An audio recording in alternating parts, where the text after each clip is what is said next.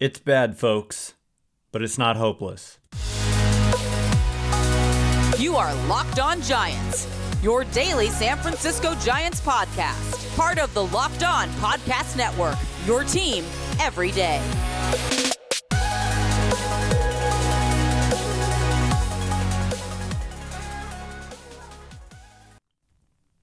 Hello and welcome to Locked On Giants, part of the Locked On Podcast Network, where it's your team every day. My name is Ben Caspick, and on the show we provide daily episodes Monday through Friday, talking about the San Francisco Giants in a way that's data-driven and rational, but also simple, passionate, and accessible to all. I'm a former contributor for the baseball statistics and analysis websites Beyond the Box Score and Rotographs. I've been podcasting about the Giants since 2015, and I'm a lifelong fan. Thank you for making Locked On Giants your first listen every day. We're free and available wherever you get podcasts, including YouTube. Check us out there if you have not already. Hit that subscribe button if you're watching on YouTube. And coming up on today's show, like I said, it's bad, but it's not hopeless. But it's bad. There's a lot of negative things that we can get into about the San Francisco Giants, specifically just going into Arizona and losing 3 out of 4, especially after winning game 1 of the series and then losing 3 straight. If you can just find a way to win 1 of those 3 games, you feel okay about this series, but you end up losing 3 out of 4, and suddenly you're slipping in the standings to the point where they're not at this point yet, but that if you have if you go on and lose 6 out of 7 or something, you're suddenly in a very deep hole. And so they're at a very critical moment in the season for me, especially with the Philadelphia Phillies coming into town. The Phillies figure to be one of those teams that at the end of the year, if the Giants are in the running for a postseason spot, which some of you might be laughing at, but I think that they very well still could be, the Phillies are one of those teams that's going to be in that mix as well. And so last year, the Phillies went to the World Series, and I think the Giants were 6-1 against them. And so if you think, oh, the Giants have no shot against the Phillies, that's just ridiculous. And also, the Phillies come in with a 20-20 record tonight to San Francisco, but they have a minus 22 run differential compared to the Giants' minus 27 run differential. So they've scored the exact same number of runs in the exact same number of games, actually. 173 to 173. The Phillies have allowed 5 fewer runs than the Giants. Giants have allowed 200 runs. Phillies have allowed 195. So there you go. When it comes to runs scored, runs allowed, these teams have been very similar. It's just that the Giants have found ways to lose a little more often, and the Phillies have found ways to win and kind of outperform their expected numbers. But just getting back to the series in Arizona is just what stands out to me on the season as a whole, but also it was on display in this series, which is that it's not just the Giants roster is loaded with players who are just not good. We have seen excellent performance from a number of players. When we look at the starting pitching staff, I was just tweeting this out this morning, but if we look at Logan, Webb, Alex Cobb, Anthony DeSclafani, and Alex Wood, they've pitched 166 and 2/3 innings out of basically 200 innings that the starters have pitched. So the vast majority of the starting pitching innings have gone to those 4, and those 4 have a 2.65 ERA, which is just exceptional. And granted, Alex Wood has only thrown 10 innings, but Webb, Cobb, and DeSclafani have been workhorses. But then we look at Ross Stripling and Sean Manaea in the starting pitching role, not counting their relief appearances, which have not been any better and in fact have been worse, I believe. We can check on that, but I believe worse even than this. But those two as starters have a 7.02 earned run average. John Brebbia has made 2 starts as an opener, and he's not allowed a run in either start. And, someone was pointing out to me, yeah, but the bullpen came in after John Brebbia and stunk up the joint. Well, it was like Ross Stripling or Sean Manaea. So basically the problem, you look at the overall numbers are kind of deceiving in a way because they're being skewed by just a couple of guys having horrible seasons. But and then also on the position player side, you're getting really good production out of the likes of Thairo Estrada, LaMonte Wade Jr., and J.D. Davis. Also, Mike Yastrzemski was having a nice year before the hamstring injury, and we'll give an update on Yastrzemski and his health a little bit later on. But those four players have combined for 5 Fangraphs wins above replacement. And so, with Webb, Cobb, DeSclafani, and Wood, and then Estrada, Wade, Davis, and Yastrzemski, and then even, guys who have done all right, but not great, but not terrible, have been the likes of, Jock Peterson, Blake Sable, Casey Schmidt obviously has done well, although we're going to get into why I have there's a certain thing that Schmidt is doing that concerns me, and we'll get to that later on as well. Austin Slater was contributing when he was up here. Wilmer Flores has kind of been mostly a non-factor on the season, but not hurting them actively. But what they have is a lot of veteran players performing extremely below their career numbers. And we're talking about what's crazy is that it's like all of the guys they signed in the offseason with Stripling, Manaea, Conforto, Haniger, and Taylor Rogers. All of those guys are performing well below their career numbers. And in my opinion, not always, but most of the time, the track record is far more important than 6 weeks of a season. And I think we're seeing that already with Michael Conforto, who over his last, 6 games played, including one game that was just a pinch hit appearance, but he did have 2 plate appearances in that game. Over his last 6 games, he's hit .316 with a .409 on base and a .842 slugging percentage, with a strikeout rate of only 4.5% and a walk rate of 13.6%. So Michael Conforto, quietly or not so quietly at this point, because he's just done it consistently over the last 6 games, heating up. And so you would hope that he can continue to do that and eventually get to some of his numbers, because on the season he's hitting .193 with a .314 on base and .387 slugging. It's very un-Michael Conforto-like. This guy is consistently well above average offensively, and so we're seeing flashes of that recently.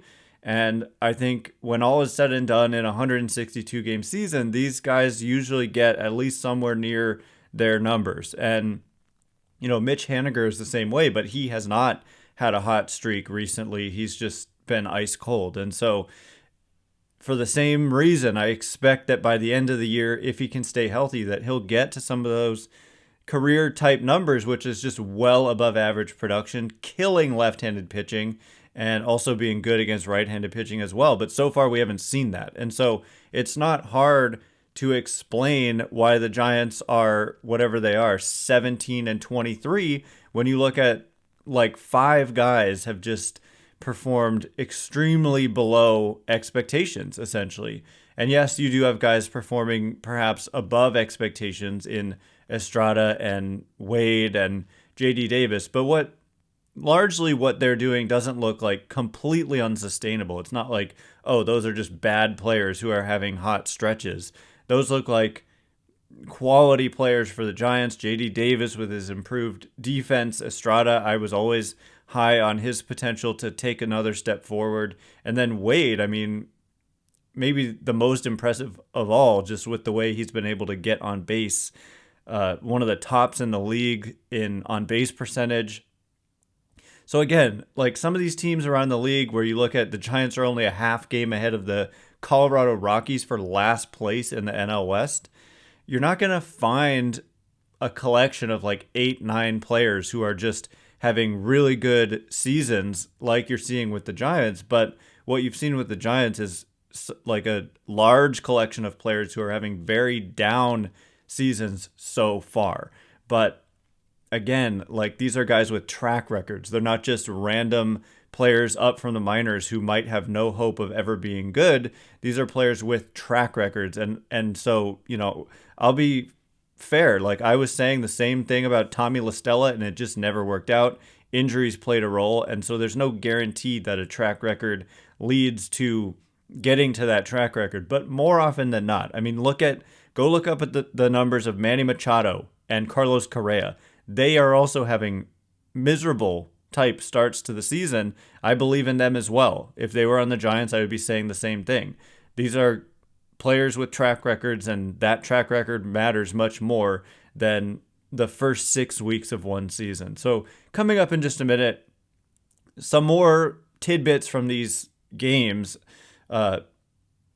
more of the same from Ross Stripling, and just what can they do about these struggling starters, roster moves that were made, how Brandon Crawford being activated affects Casey Schmitt moving forward, and so much more. So we'll get into all of that in just a second. But before we do, this episode is brought to you by eBay Motors. For a championship team, it's all about making sure every player is a perfect fit. It's the same when it comes to your vehicle. Every part needs to fit just right. So the next time you need parts and accessories, head to eBay Motors. With eBay Guaranteed Fit, you can be sure that every part you need fits right the first time around. Just add your ride to My Garage and look for the green check to know that the part will fit or your money back. Because just like in sports, confidence is the name of the game when it comes when you shop on eBay Motors. And with over 122 million parts to choose from, you'll be back in the game in no time. After all, it's easy to bring home a win when the right parts are guaranteed. Get the right parts, the right fit, and the right prices on ebaymotors.com. Let's ride. eBay Guaranteed Fit only available to U.S. customers. Eligible items only. Exclusions apply. All right, here we go. We're just going to follow up on some of the specifics of some of these games, the roster moves that were made, how it affects Casey Schmitt, why I have a little bit of concern about Casey Schmitt in one particular area. Thanks again for making Locked on Giants your first listen every day. Every dayers tomorrow, we're going to be breaking down. I mean, I feel like I'm lying when I'm saying that. I feel like you might think I'm lying when I'm saying this, but these series are so important right now because, like I said, if you lose 7 out of 8 or something, you're really going to put yourself in a hole. So I feel like it's kind of a tipping point right now. Which direction are the Giants going to go, especially playing a team that figures to be in that wild card conversation at the end of the year in the Phillies. And despite the big names on the Phillies, like I said, the run differential is almost, the Giants and Phillies have scored the same number of runs in the same number of games, etc. So the everydayers tomorrow will hear us breaking down game 1 of the series. The Giants play the Phillies tonight at 6:45 Pacific. Catch every pitch of the Giants' hometown broadcast with Sirius XM on the SXM app. Search Giants. So yeah, I just wanted to mention, what do you even do about Sean Manaea and Ross Stripling? And so in one of these games, John Brebbia was the opener and Stripling was the first guy to come in afterwards. And I just, my belief is that they have to use these guys as long as they're on the roster because you need to cover innings. You can't just avoid 2 guys who are expected to pick up quote unquote bulk innings for you in Manaea and Stripling. And so if they're on the roster, they're going to get used. And it's kind of an unfortunate thing because these are guys, you cannot send them down to the minor leagues. They are not optionable players. And I know some have suggested it, but I don't think they're DFA candidates 6 weeks into a 2-year contract. They have an opt-out, but right now, if you DFA'd them, there's 0% chance they opt out. They'd probably clear waivers and catch on with some other team. But I mean, the other team would be taking on that potential opt-out, I think. And so there's just, if you just can't, you've just got to kind of ride it out with them and, a trip to the injured list or just extremely low leverage innings. And that's why I did not like going to Ross Stripling following John Brebbia in that start. The Giants got out to a lead. I don't have this pulled up, but it's something I want to look into. What is the Giants' record in games in which they scored first? I feel like it's not very good. Usually, if you score first, your record is going to be really good. Maybe the Giants are over 500 when they score first, maybe around 500, but they may even be below 500 when they score first. And it's largely thanks to games like that. where they've gone to Ross Stripling. He's just been an utter disaster. I hate to say it. I'm not trying to be mean to the guy or anything like that, but I'm just pointing out the facts of the performance. It's just been disastrous for Ross Stripling to start the season. And so the Giants bullpen, as a result, largely of Stripling and Manaea, but also some of the other bulk relievers that they've had, as a result, the Giants have the worst earned run average in the National League by their bullpen. And if we look at some of the numbers, Ross Stripling has an 8.44 ERA out of the bullpen. Sean Manaea has a 10.80 ERA out of the bullpen. Sean Jelly has a 10.13 ERA out of the bullpen. Jacob Junis has a 5.14 ERA out of the bullpen. Taylor Rogers, 5.4. Tristan Beck, 5.71. Scott Alexander, this is the thing. Scott Alexander and John Brebbia are both in the sixes, but I believe in those guys. These are two more guys who just have track records of being so much better than this. And also in their case, the peripheral numbers just suggest that they're, deserving of much better results. And so we're talking about like 12, 13 inning samples for these two guys, and weird numbers can happen for them. But when it comes to the Striplings and Manaeas of the world, the fact that they've done this in the pen and in the rotation, it's just clear to me that you've got to stop using them in any kind of close game. Like 3 runs is not enough. I would not bring in Ross Stripling if I have a 3-run lead at any point. And then if you do bring him in, I would not rely on him to be like, well, we got to get 4 or 5 innings out of him, because that's what they did. And he just, sure enough, I mean, gosh, he's allowing out of the bullpen 4 home runs per 9 innings. So he's pitched 10 innings. He's probably allowed 5 homers out of the bullpen. So in this game, he went 3 1/3, allowed 4 earned runs, 2 homers. Just the home runs allowed by game for Stripling: 3, 2, 1, 0, 0, 0, 2, 2. It's just too many homers, too many runs. And the question is, what do you do with these guys? And I don't have a great answer for you, because I don't think it's not about the money when it comes to DFAing them. It's 6 weeks. They have a track record of being either average or better than average in their major league careers. And this is just so much worse than average. And so there's something wrong and it needs to be fixed. And the Giants have a good track record before this year of helping get the most out of pitchers, but it's just not happening with Stripling and Manaea. And so what do? I think you just use them in the lowest of leverage roles as possible, but you've also got Junis struggling in that role. And so it's kind of a mess. And I don't know exactly what they do to figure it out. But speaking of roster moves, as I mentioned earlier, one of the moves that stands out as the most significant actually is that the Giants assigned Luke Jackson to a rehab assignment with Single-A San Jose. And so Luke Jackson coming back would be a potentially good thing. I mean, like we're talking about, guys with track records, it doesn't always work out. I mean, Luke Jackson has a track record, but that doesn't mean that he's going to come in and pitch to that track record, evidently, because they've got guys like John Brebbia and Scott Alexander not pitching to that track record. But for Luke Jackson, for the 2021 Braves, the man had a 1.98 earned run average. And in his career, his numbers aren't like fantastic, but projections have him as a mid to high 3s ERA guy. So just another potentially, hopefully reliable bullpen arm that the Giants can use. And they certainly could use it right now with an NL worst bullpen ERA. And so the other roster moves that the Giants made were that they did in fact option David Villar to AAA. And it's no surprise he was not playing pretty much at all. And Brandon Crawford was coming off the injured list with this calf injury. And so it starts to get crowded even with Villar going down. When you're talking about, you have Casey Schmidt on the roster, you have J.D. Davis playing the way that he's played at third, you've got Crawford being the legendary kind of figure that he is, and just the like incumbent forever at shortstop. And you've got Thairo Estrada playing the way that he's playing at second base, Wade playing the way he's playing at first. So like how do they all fit? I don't see, like, somebody's got to sit when you add Schmidt to the equation as well.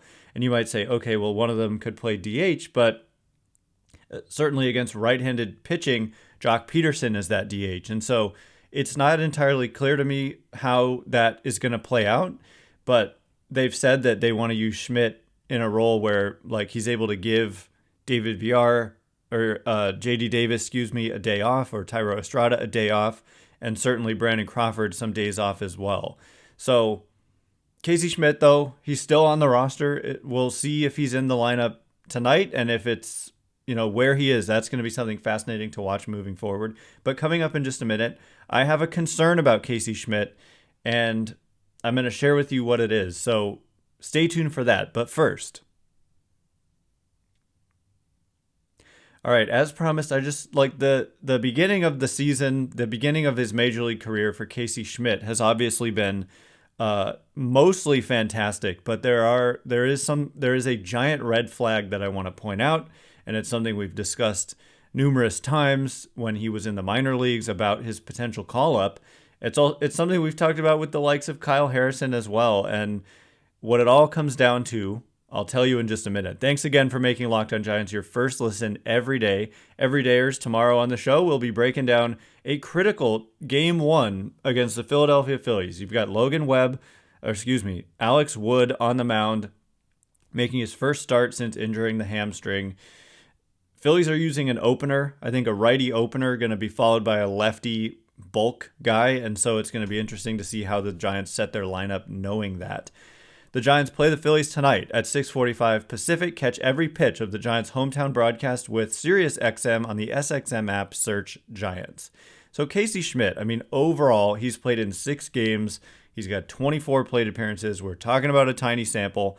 And if you just look at the numbers, 458 batting average, 458 on base, meaning he hasn't drawn a walk. There's our first hint about what I'm concerned about. And then an 833 slugging. It's just ridiculously productive. It's a 255 weighted runs created plus, meaning 155% above average. But none of that really matters at this stage. It's too early to be, obviously those numbers aren't going to last. When you're talking about 458 average, 833 on base, he's not the greatest baseball player of all time, most likely, by eons ahead of the next closest. So why am I concerned?